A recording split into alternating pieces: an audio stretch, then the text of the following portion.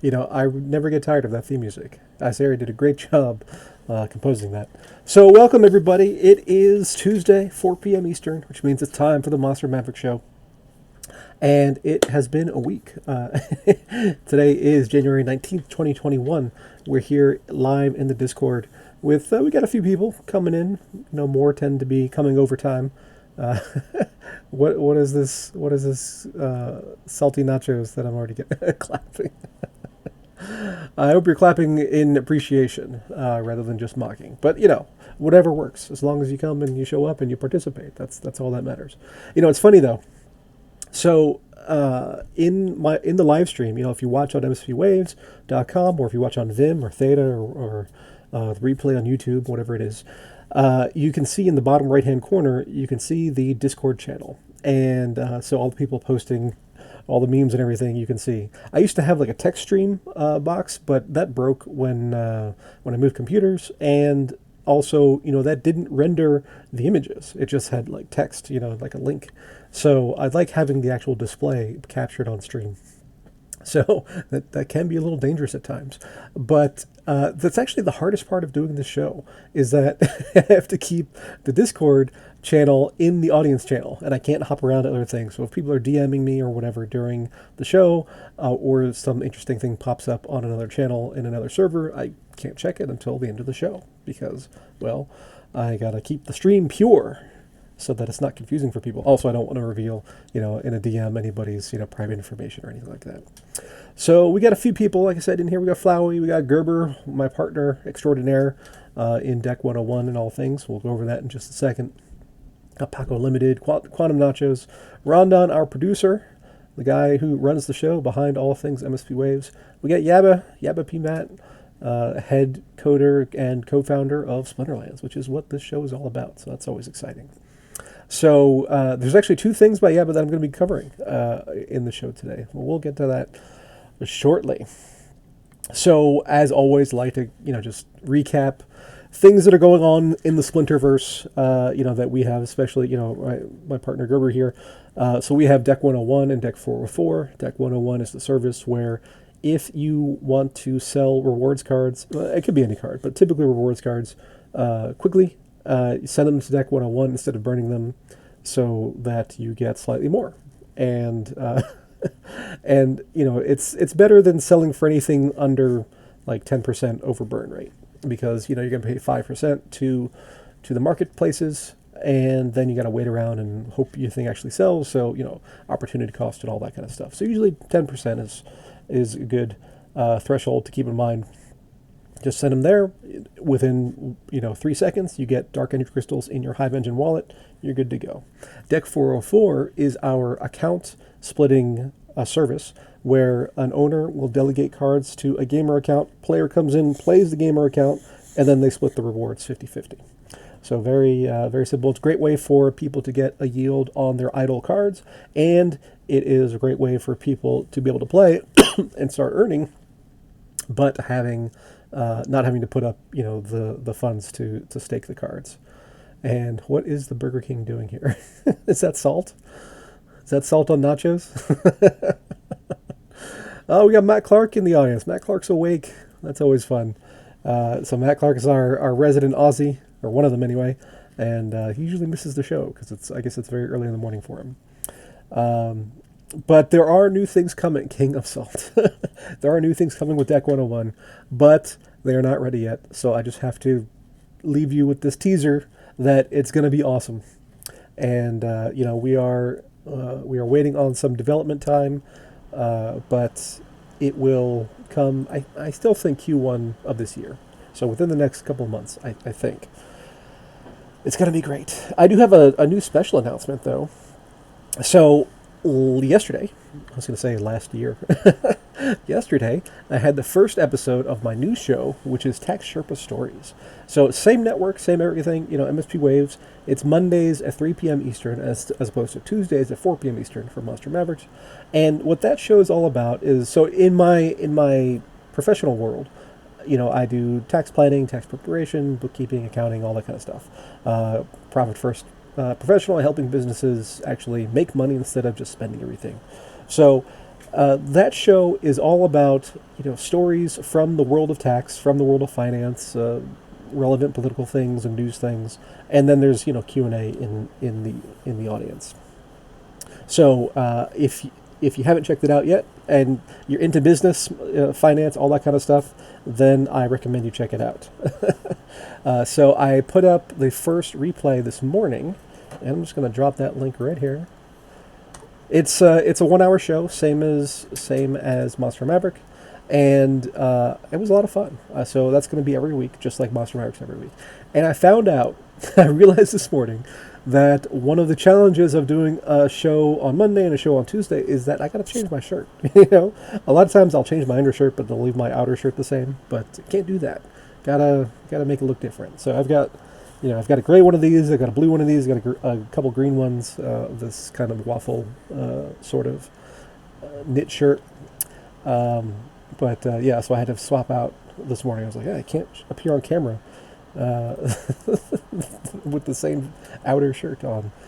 Pro tip: he likes compliments. Yes. I was tricked by Rondon into helping him by being competent and whatnot.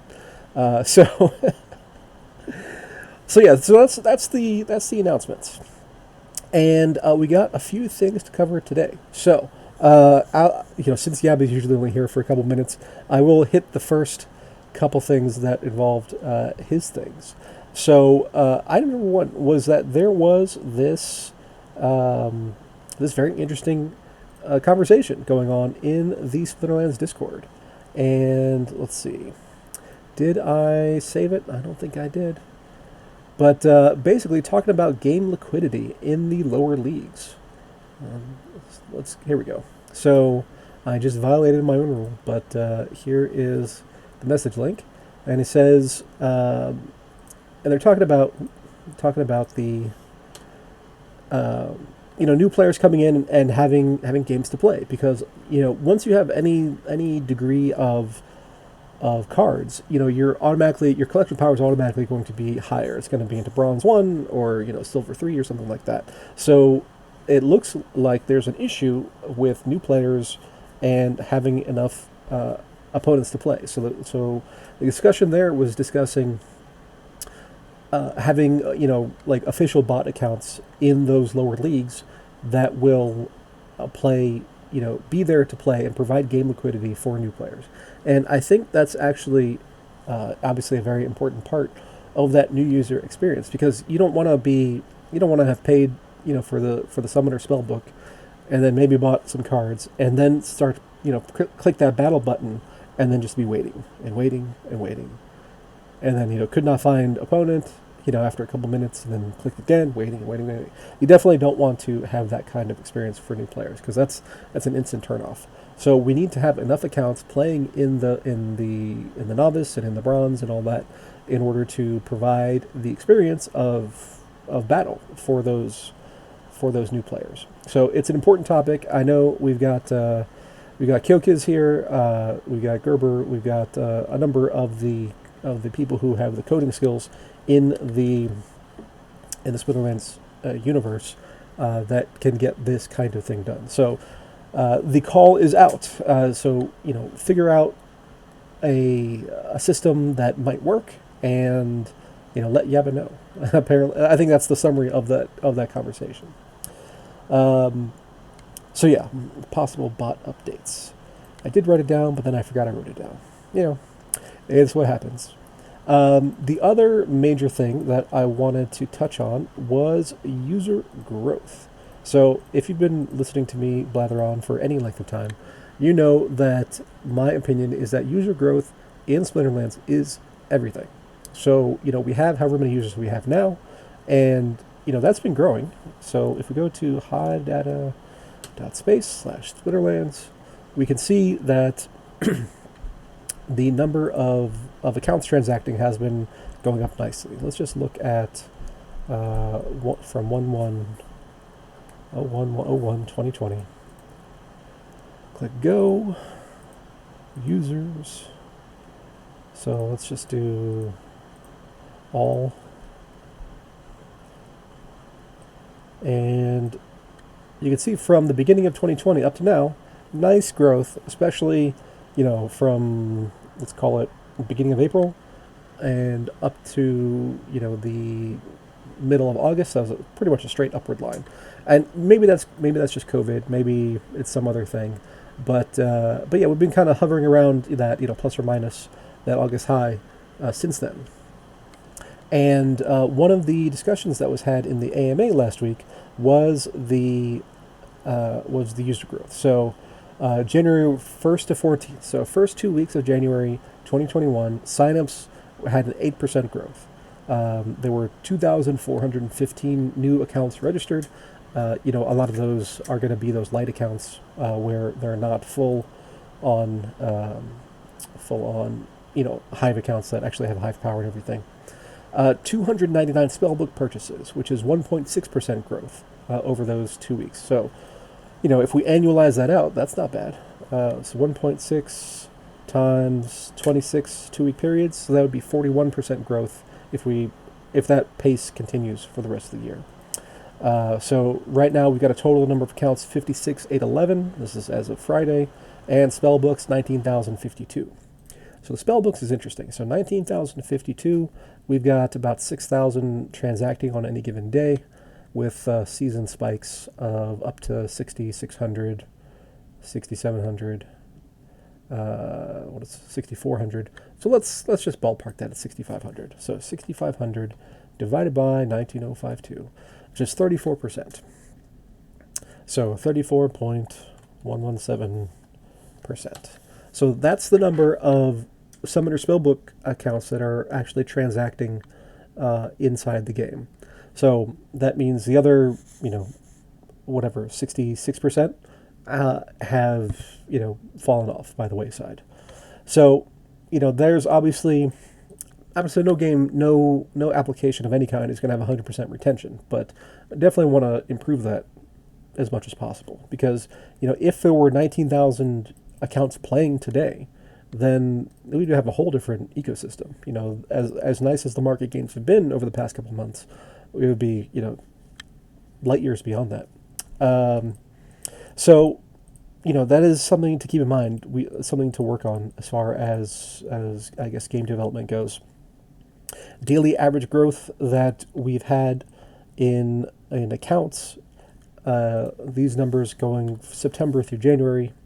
That's the first number is the signups, and the second number is spellbooks. So in September there's 89 signups a day on average, and 10 summoner spellbooks a day. October 98.16, November 120/14, December 126/19, and January so far 173/21. So that's good, a positive trend. That's what we like to see, and then we just need to make sure that those people are in fact sticking around and are participating, whether they ever buy a card or not. Just play, earn rewards, be part of the whole thing, join the Discord, all that kind of stuff.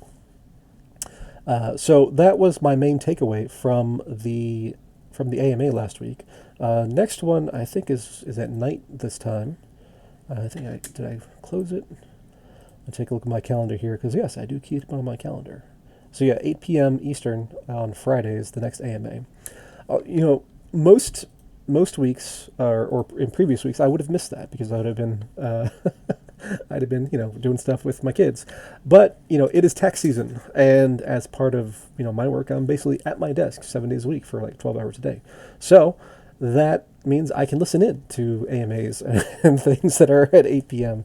or at 8 a.m. I'm still at my desk. So Quantum Matches is saying, I never understood why they didn't give the full current edition single level Phantom cards with new accounts that I think would encourage more people to upgrade accounts and more cards. Business here. Yeah, Quantum, I mean, I kind of I understand what you're saying. I think there is another side in that you want the players to be able to see those and see other people using other cards and kind of enhance that desire to buy more cards. So which one is more optimal? I don't know. You would have to run it both ways and then see, and then there's a whole issue with, previous users feel that it's unfair and whatever. So I don't know that ever can be actually optimized to a known degree.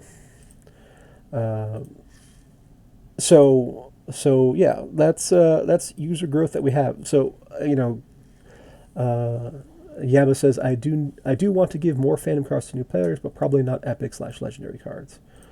And Biz says, why would you give everyone Untamed when it's selling? Phantom Yoden Zaku for every new account. Yeah, that'd be interesting. uh, you know, I don't really have a strong opinion myself, but I like I said, I can see both sides of the argument. If you give every common every rare, I think that's reasonable, and maybe a smattering of the other things, and then obviously people will earn rewards cards over time, and those might be legendary, they might be common, they might be anything. So it's an interesting question.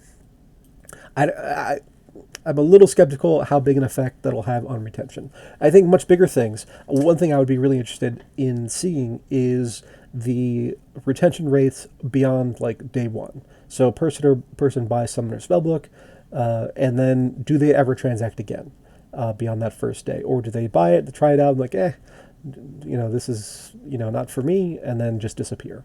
So there's going to be some number of people that it's just not the kind of game they want to play, and that's fine. Those people I think you have to discount out of the whole equation. But for the people who buy the Summoner Spellbook, stick around, play for a week or a month, and then leave, those are the people that maybe we want to be targeting and figuring out why they are leaving, and figuring out what to do to entice them to stay. So, we'll see. It is a work in progress, but if you get 100,000 people, then it kind of doesn't matter. So 34% of 100,000 is 34,000. We'll see how that evolves over time. There's all the partnerships that Yaba and Agrod and team are working on, and then there's the general crypto bull market that we're in. So we're going to get into that a little bit later, and how that's affecting the Splinterlands market.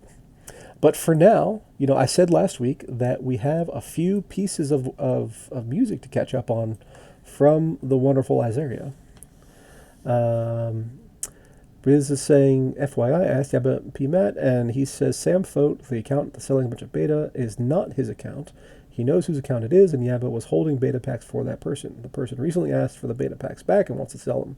So it is not Yaba selling those beta packs. Okay. I was not. So what that's in reference to was that earlier in, yesterday, the day before, whatever, somebody mentioned that, who's selling the beta packs. And I think it was at 25 Hive per pack, something like that. And of course, I said there are no secrets on the blockchain. So I looked up, the listing of of who had the sell orders, and Sam Fote was the account that had a bunch for sale of beta packs. So if we look at the depth here, you can see that big rise in depth at 25. For 4,000 packs, that is mostly Sam Fote, and apparently some people thought that was Yaba, but Biz is saying it is not. And Yaba says, I'm never selling anything to Splinterlands ever because everyone seems to freak out if I do. Yes, that is a general concern of all things when insiders start selling. People could get worried. But that really hasn't been an issue to date. So I know at the spike at 28, some of that is aggroed. But he's got who knows how many. But I don't find that to be concerning at all. It's not like he's dumping every single card he has. But here is some more official music for Splinterlands. This is the Wetlands. Let's see, is there any description here, or is it just the music? Just the music, all right. So let's go ahead and give a listen to what Azaria has for us. Go to audius.co. The only time I've ever been to this site is for Azaria's music, but I guess it's some kind of audio site. And here we go.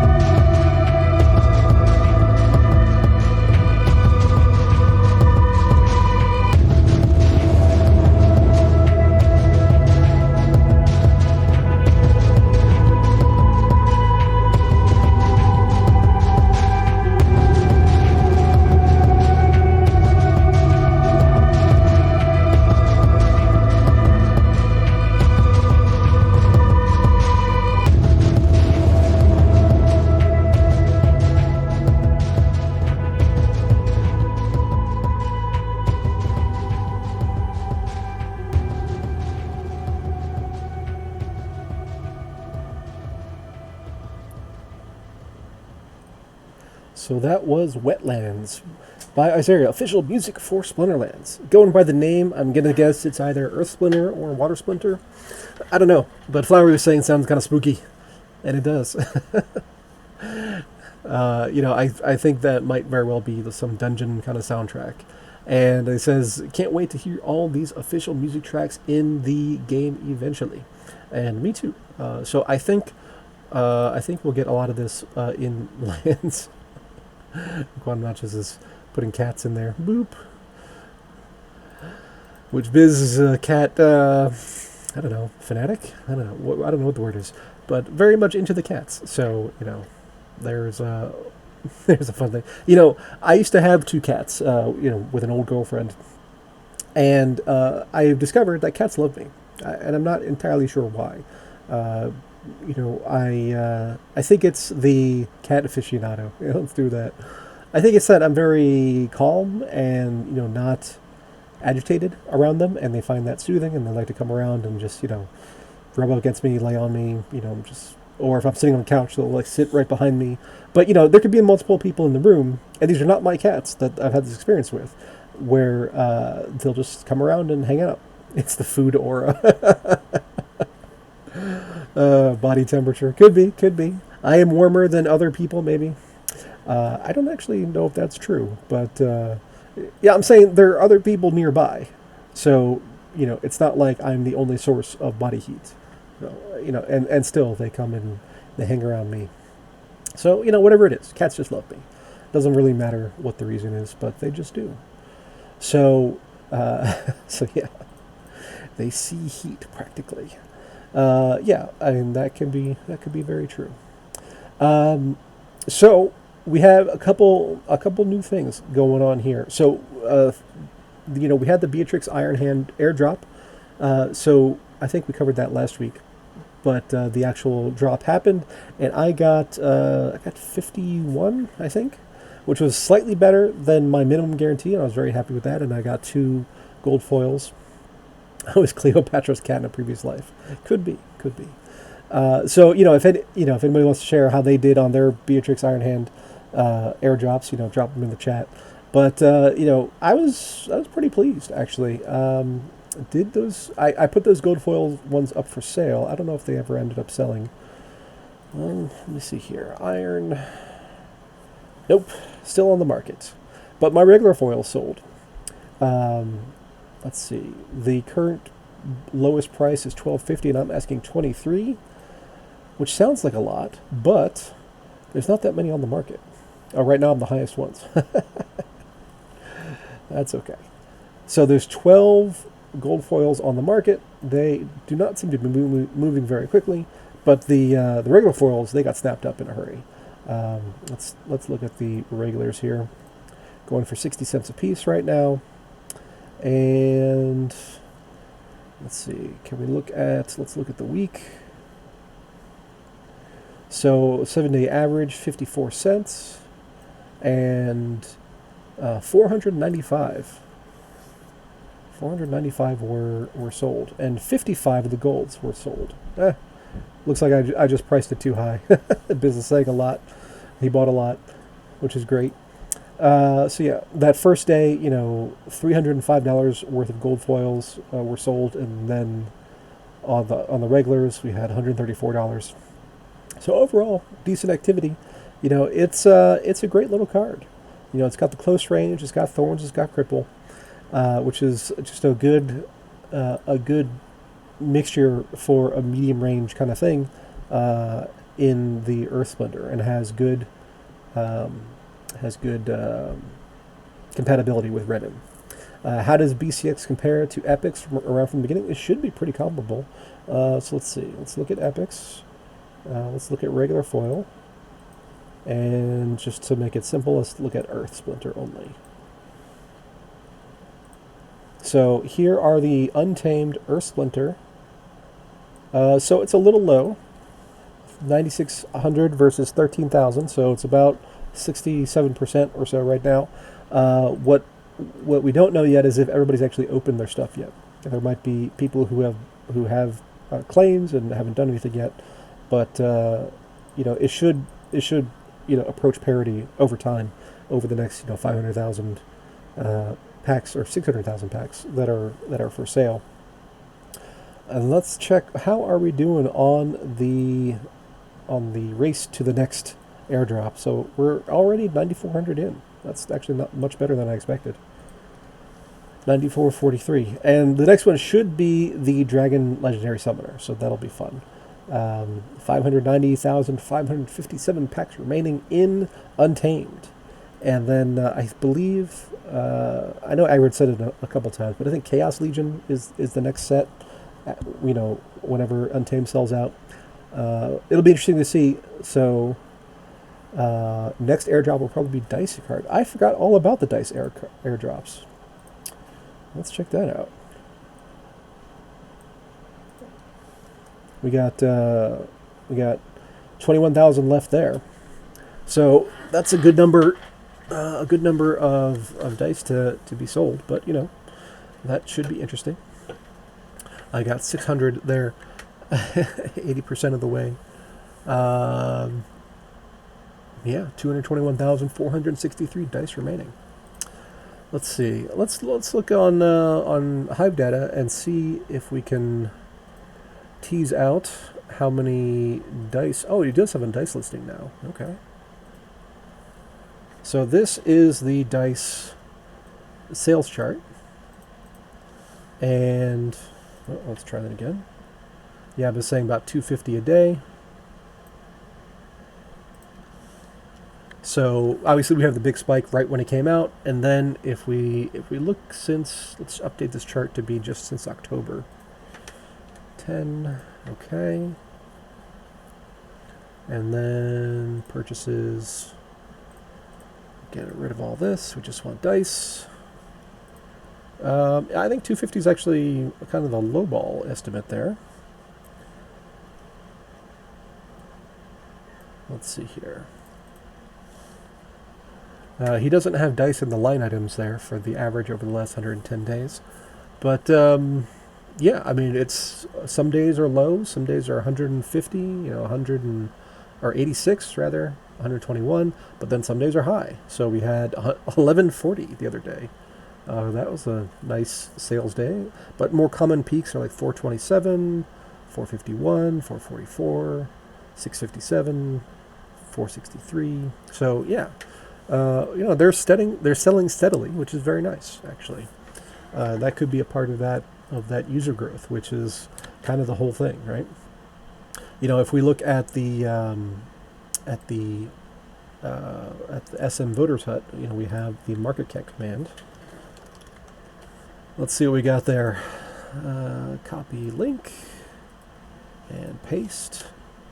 So things are just rising, which is fantastic, right? For all those OGs who've been here since the beginning, on even before the well, I guess maybe at the very left hand side of that chart. Things have just been going up and up and up, which I'm very happy about.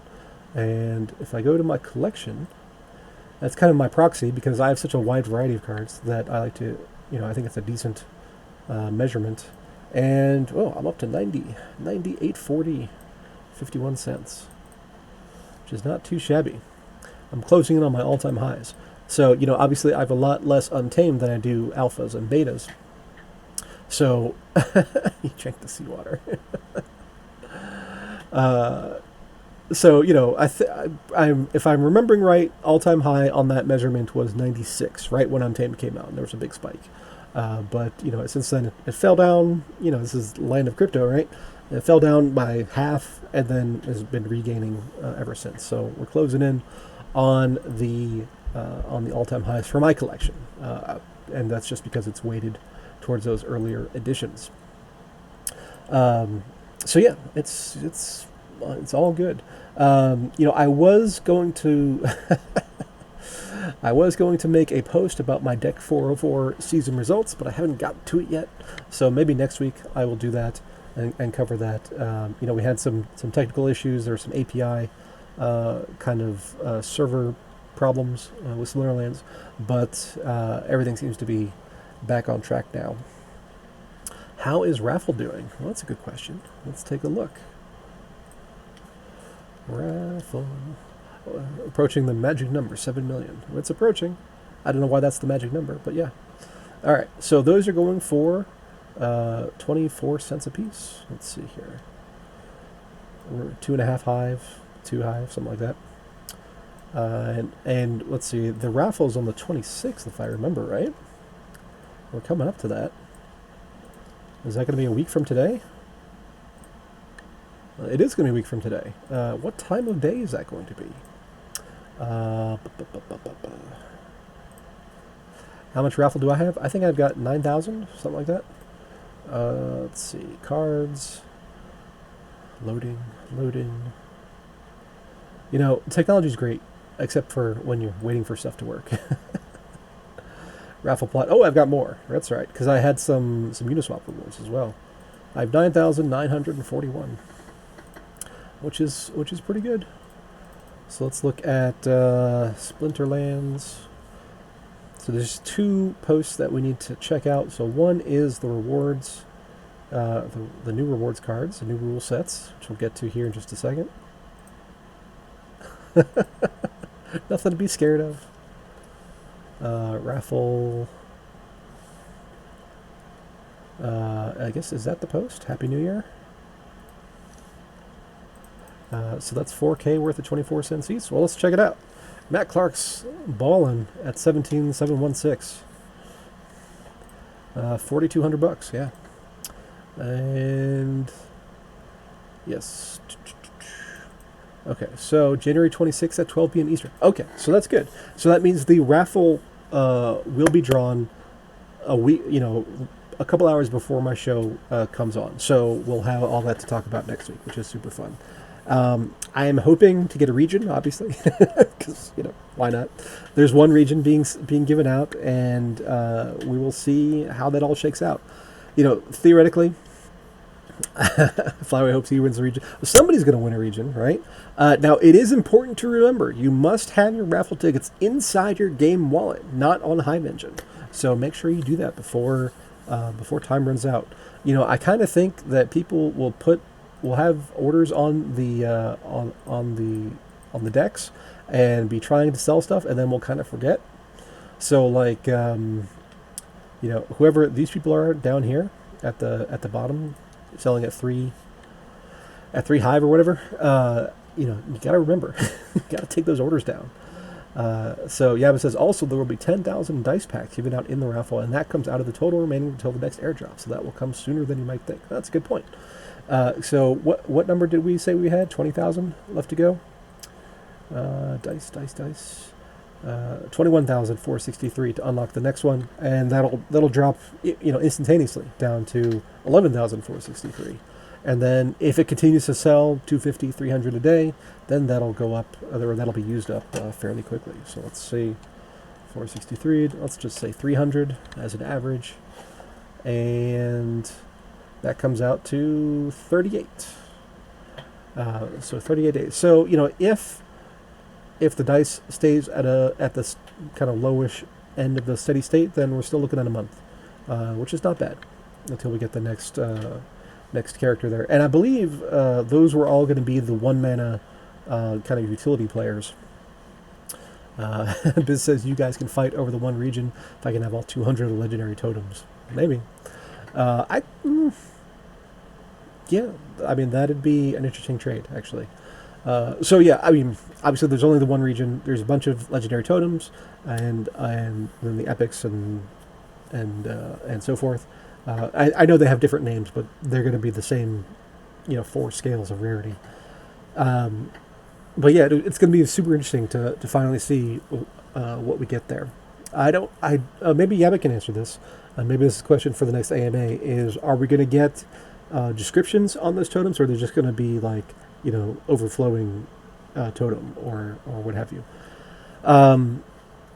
So that'll be something to watch out for. But before we run out of time, I do want to make sure that we go over the new rule sets and new cards, because there's some fun stuff in here. And let's look at, I just want to verify that those reward cards did hit their print limit, and it looks like they did. Card. So yeah, Zalran, Wood Nymph, Vampire, Undead Mentor, those are all out of print now. What about the Vulture? Screeching Vulture is out of print. So right, yeah, oh yeah, but it's saying right now they will be like land claims, fungible tokens for each rarity. Then once totems are actually added to the game, they can be redeemed for the actual NFTs. Okay, that makes sense. So yeah, so we have new rewards cards, and old reward cards are now gone. So let's check out those things. We'll come back to the rule sets in just a second. So new rewards cards. Number 1, Demented Shark. What is this? Totem L. I guess land totem, something like that. Let's see what the info says. Oh, it's totem legendary. Splinterlands legendary totem. That's super fun. 2,000, and I guess we're gonna get a fraction of that here. Paul's saying no more beta burn value rewards cards now. I believe that is correct. Let's look at Kyokiz's list here. Let's look at the percent printed, because the oldest one's going to be at the top. So Fire Spitter. Oh, Fire Spitter's still in print. That's beta. Spirit Shaman's still in print. That's beta. And then everything else is untamed. So we still have 2 more that are in the beta rates. All right. So Demented Shark. Here we go. So we got 6 mana at max health. He's got, or at max level rather. He's got 3 attack, 3 melee attack, 4 speed, 1 armor, and 9 health. And he has Inspire and Thorns. Inspire is super nice to have in a lot of teams. Demented Shark adds a nice new 6 mana cost tank card for the Water Splitter. I don't know if I'd call it a tank. But he inspires the rest of his team, which increases their melee attacks, and he does damage back to his attackers with the Thorns ability as well. So yeah, this, Melee Mayhem, this is going to be a great one. Super Sneak, that's going to be a great one. It's definitely a good card to have, because he's got the Inspire there. Axemaster. Foxcoit says, I was looking for some GIF or GIF cards. I was something very strange, but I'm afraid to post it. Okay. If you're afraid to post it, just leave it. That's fine. So here we've got an epic card. And we've got Double Strike, Close Range, and Cripple. So the Axemaster is a master of both ranged and melee. A combat with newly released close range ability, allowing him to use his ranged attack from the first position. He also has Double Strike, which means he attacks twice each round. So Double Strike and ranged is quite a card, especially with 3 damage attack. So you got to figure, you use him with Selenia, you use him with Renin, or no, he's not Earth, he's Water. But you get some buffs onto his attack. Now we're talking about 2 attacks of 4 ranged, and for 7 mana, that's a good deal. Because I always look at the efficiency of attack versus mana. That's a small pro tip there if you are if you're thinking about how to stack your damage. So you have to double that. So I mean, base is 6. 7. 6 attack versus 7 mana. That's higher. On the higher end of things. And his attacks cripple his enemies, causing them to lose 1 max health with each attack. So Matt Clark is saying Cube Killer, possibly so. So if a monster like the Jelly has Scavenge, and it gains 1 health from every death, but then you're knocking down 2, and Cube isn't going to avoid anything, then it's you're still effectively reducing the max health. Not Llama Cube, even Llama Cube. I mean, it's still tough. But yeah, that'll be an interesting player. Next one, we got Nightmare. This is Death Splinter, and he's got Blast, and he's got is this Phase? Yeah, so this is Phase. So this is one of the new abilities. And Nightmare is what it sounds like. For your opponents, a very high-speed Death Splinter tank whose attacks blast damage to enemies adjacent to its target. Even more interesting, though, is its new ability called Phase, which means that magic attacks can miss, just like melee and range attack. And he's got 7 speed, so your chances of missing are pretty pretty high. Yeah, but it says, I love that Llama Cube is a thing. It is a thing. It's pretty fun to play with. If you get one of those 13 mana matches. Combined with its 7 base speed, Nightmare can be a really tough target to hit. So yeah, absolutely. So we got 8 mana, 3 melee attack, 7 speed, and 13 health. No armor. But blast and phase. So it's going to be really interesting to see how the phase ability has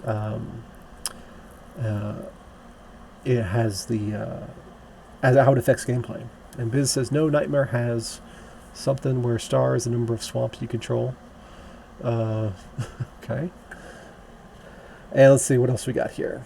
Dark Ferryman, also Death Splinter. Nightmare is a common. Dark Ferryman is rare. Dark Ferryman has Cripple and a new ability called Dispel, which removes all positive status effects from its target when it hits them with an attack. Please note the summoner stat buffs are not removed by Dispel.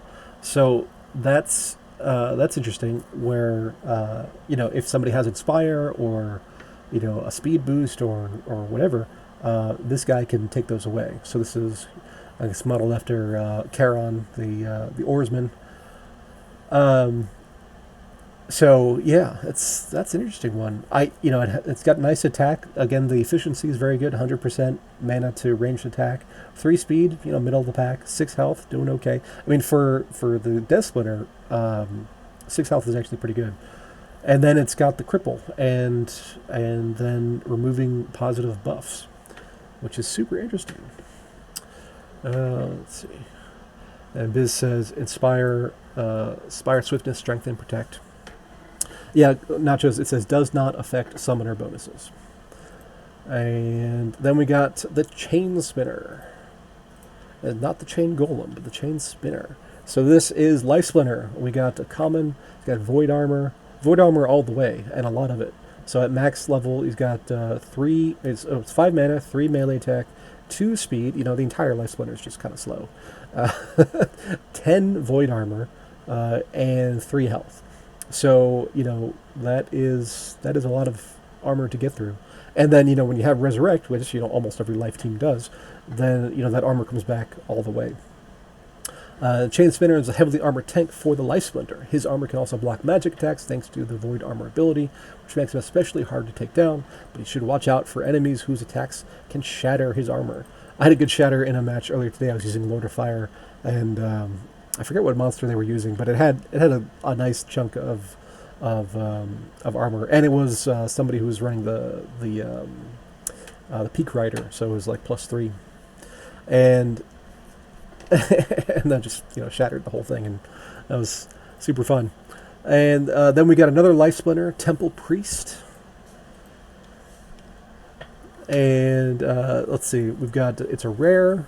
He's got a new ability. Temple Priest is a powerful magic attack monster for the Life Splinter whose attacks also dispel positive magic from his enemies, removing any positive status effects when they are hit. So both life and death get a dispel. That's super fun. Nice little balance there. At max level 5 mana, 4 magic attack, which is nice. 2 speed, 6 health, no armor. But armor is pretty easy to come by on the Life Splinter. So that's a good one. And then we got Charlock Minotaur, first one we're seeing for the Fire Splinter. And this is a common, and he's got Charlock. I don't know. Charlock Minotaur is a beefy new tank card for the Fire Splinter, and he has a chance of retaliating when hit with a melee attack. He also features a new ability called True Strike, which means that his attacks will always hit their targets.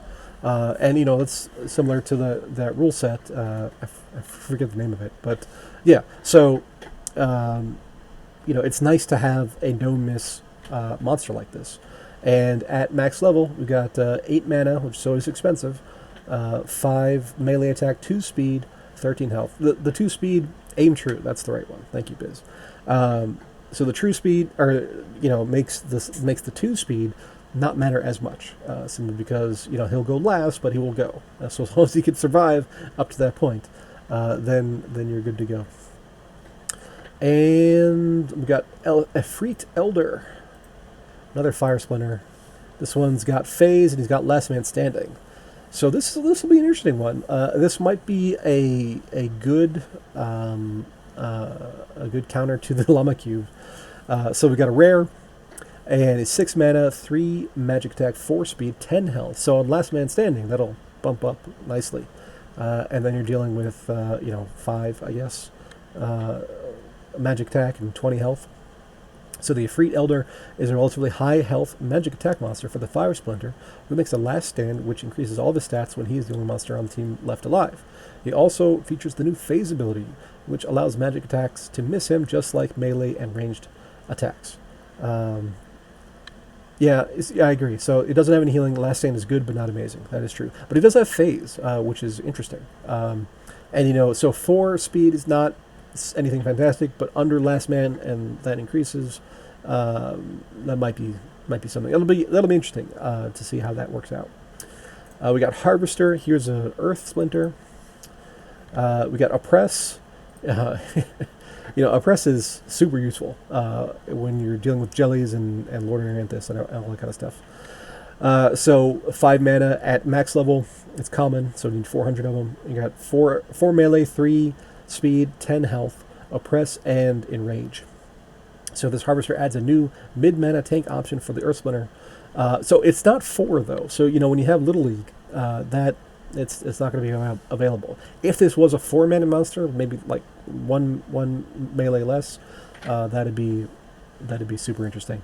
It gets enraged whenever it is not at full health, increasing its melee attack and speed, and it has the press ability, which means it does double damage to enemies with no attacks. So that can be quite useful. And then we got Almo Cambio. So it's always interesting to see these ones with actual names that aren't summoners. Matt Clark says Zaku plus Efreet Elder equals 13 mana. Yeah, that is true. Almo Cambio is a super interesting new neutral legendary card. It has no attack, but has high health and also speed. It is immune to all negative effects except from the enemy summoner. And what is this? I'm not even playing that. And has the phase ability, which allows magic attacks to miss it just like melee and range attacks.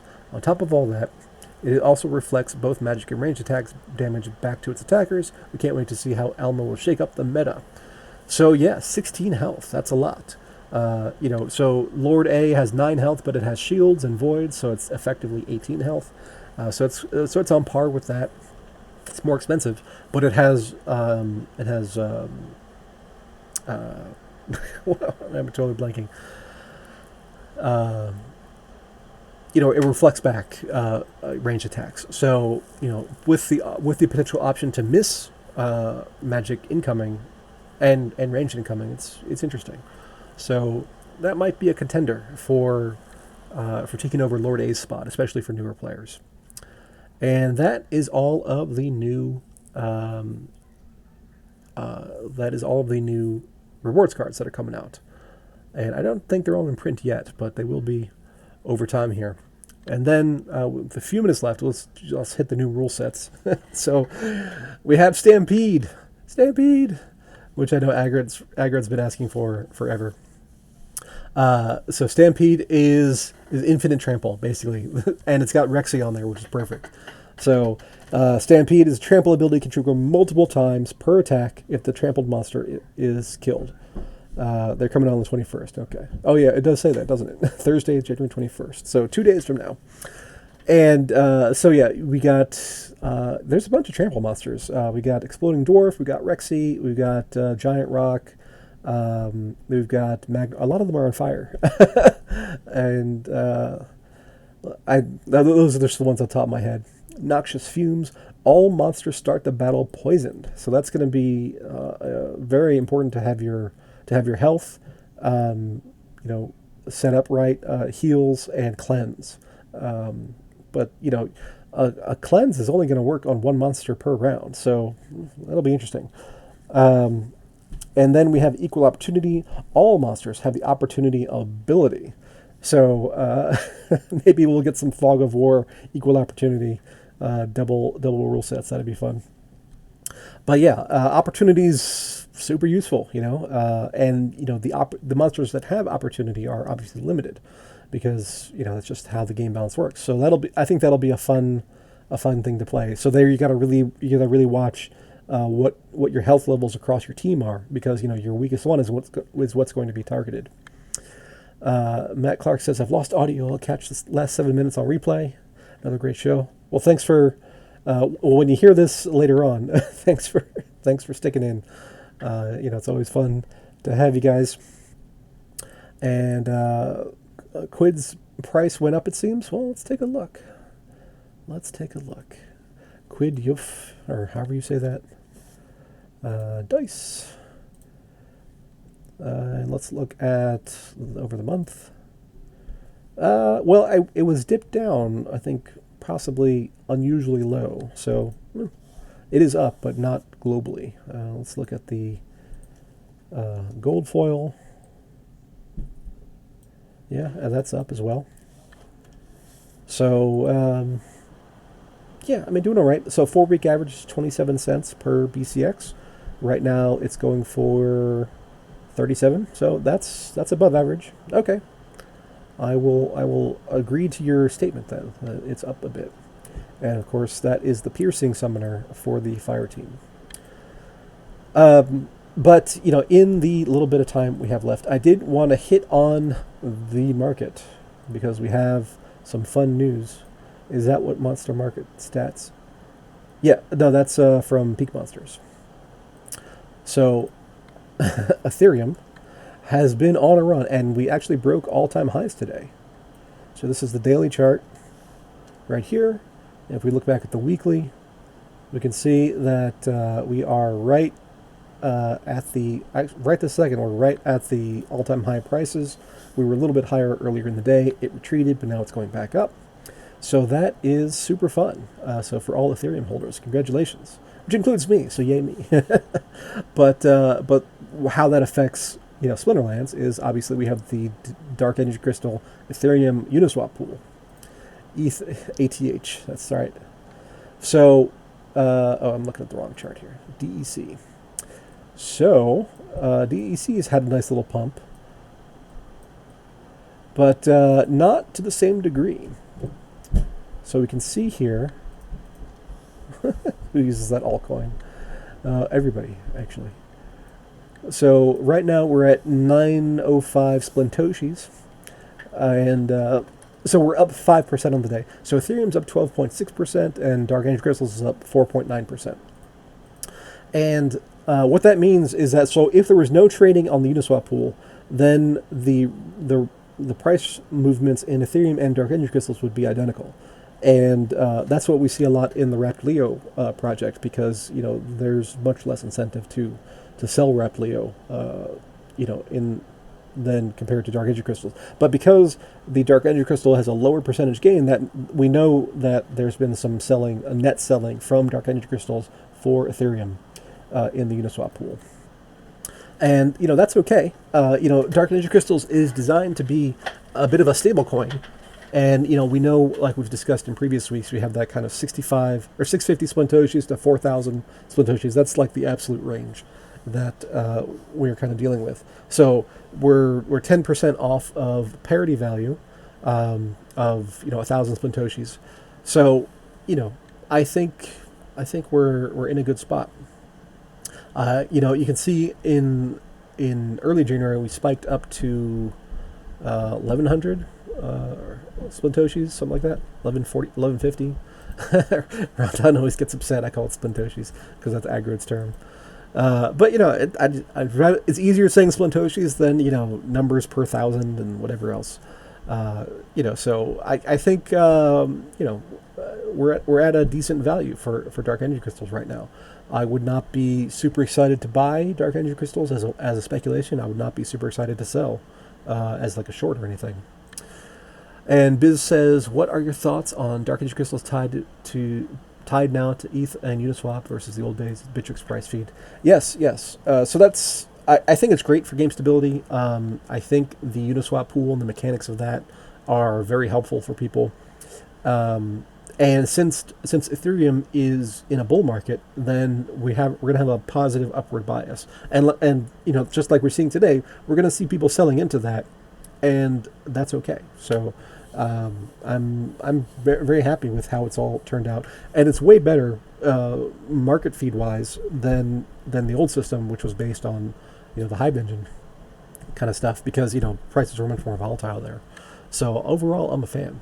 And going forward, we'll see how so we're at 1,400 Ethereum right now. If we see 5,000 Ethereum in a short amount of time, we might very well have Dark Energy crystals pushed beyond its fundamental market mechanisms, just because of just the sheer ride-along effect. It's hard to buy a sell right now. There's low volume. Yeah, it's hard to buy sell because there is so much gas fees and everything. But we are up at the end of the show. So thanks everybody for coming by and participating, and we'll see you next week.